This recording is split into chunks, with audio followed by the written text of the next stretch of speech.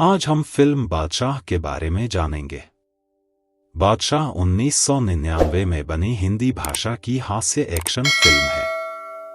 इसका निर्देशन अब्बास मस्तान ने किया और इसमें शाहरुख खान और ट्विंकल खन्ना मुख्य भूमिकाओं में हैं।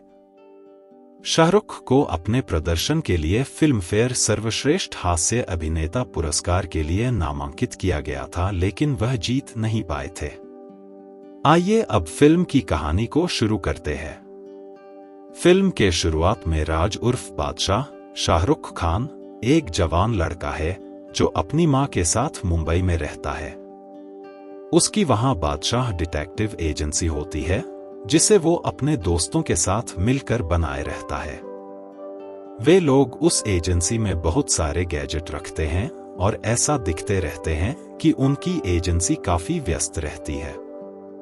उन्हें इधर-उधर से छोटे मोटे काम मिल जाते रहते हैं, लेकिन उनकी इच्छा एक बहुत बड़े काम को करने की होती है। सूरज सिंह थापर, अमरीश पुरी, एक बहुत बड़ा व्यापारी है जिसका एक बायोकेमिकल प्लांट भी है, जिसे गोवा की मुख्यमंत्री गायत्री बच्चन, राखी गुलजार, बंद करवा देती है।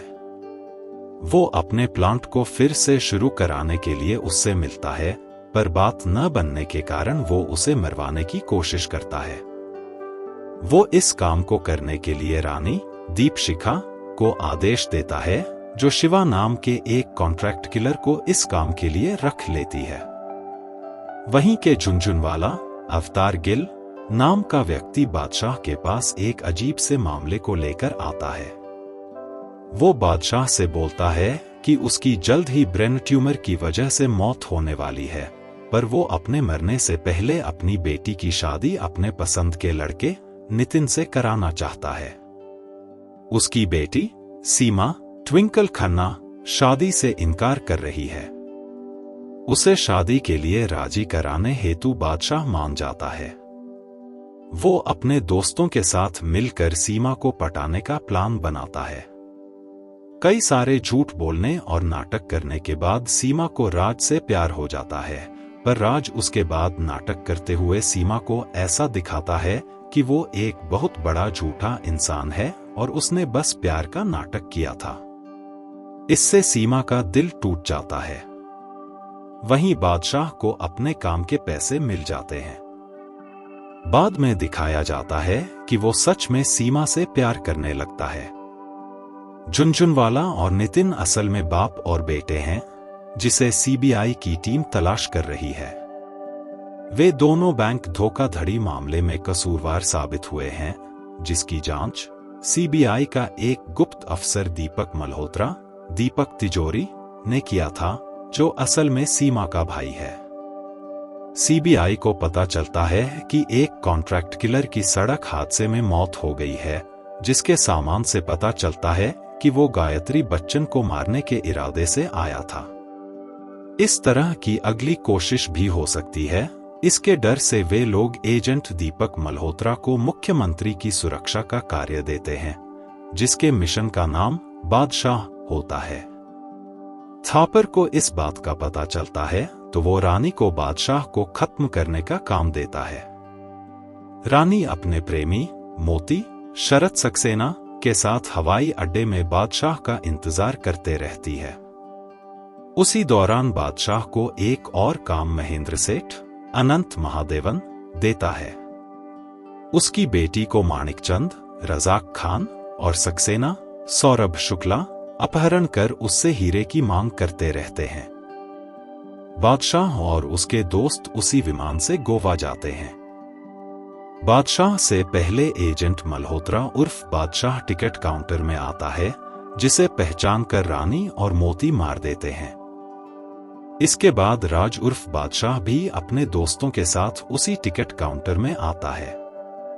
उसे गलती से एजेंट मल्होत्रा की टिकट मिल जाती है। गोवा के हवाई अड्डे में सीबीआई की टीम में से कोई भी एजेंट मल्होत्रा उर्फ बादशाह को देखे नहीं रहता है।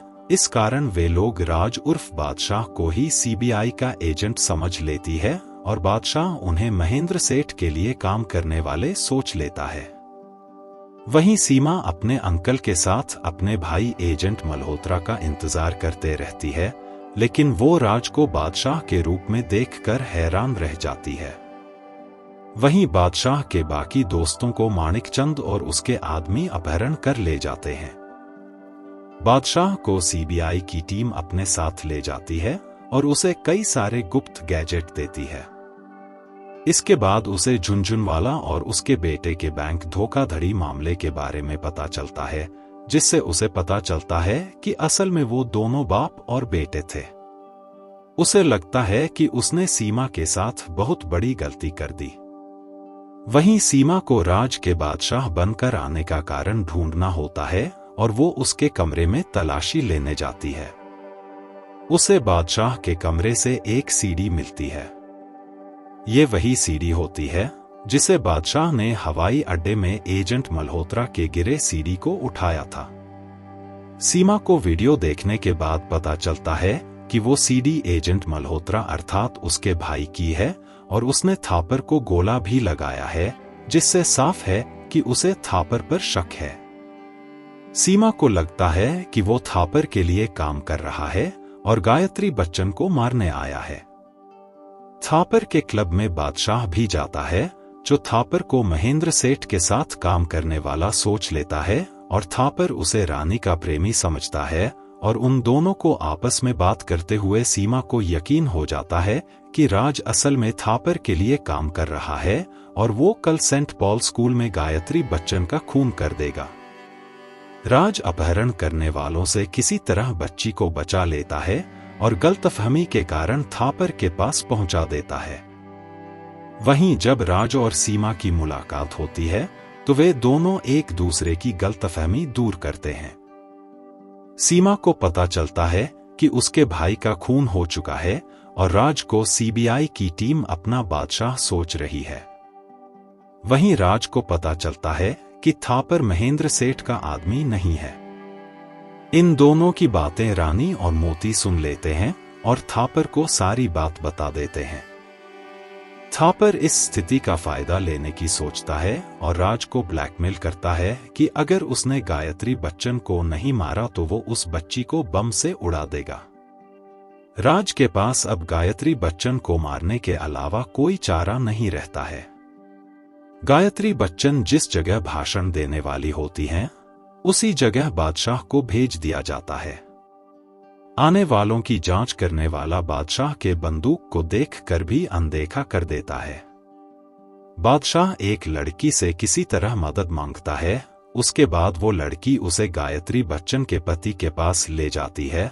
उसके बाद राज को पता चलता है कि इस पूरे प्लान का मास्टरमाइंड कोई और नहीं बल्कि गायत्री बच्चन का पति ही है। राज किसी तरह सीमा की मदद से गायत्री बच्चन के भाषण के कागज के साथ अपना संदेश रख देता है और भाषण देने के लिए जब गायत्री बच्चन आती है तो वो सारी बात पढ़कर समझ जाती है। राज थापर के आदमियों पर गोली चला देता है और थापर अपनी बंदूक से गायत्री बच्चन पर गोली चला देता है। उसके पति को लगता है कि वो मर गई है और वो सच्चाई उसी के सामने बोल देता है, जिसके बाद गायत्री बच्चन उठ जाती है और अपने पति को गिरफ्तार करने का आदेश दे देती है। थापर किसी तरह वहां से भागने लगता है और वहीं राज उस बच्ची को बम वाले बेल्ट से आजाद कर लेता है और दूर कहीं उस बेल्ट को फेंक देता है। वो बम वाला बेल्ट थापर के गाड़ी के पास आ जाता है और बटन दबाने के साथ ही उसके गाड़ी में विस्फोट हो जाता है।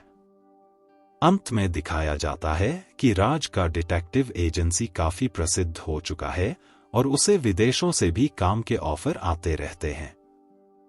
उसे राष्ट्रपति बिल क्लिंटन का भी फोन आता है, जो उसे एक मामले को सुलझाने के लिए $1 मिलियन देने को तैयार रहता है।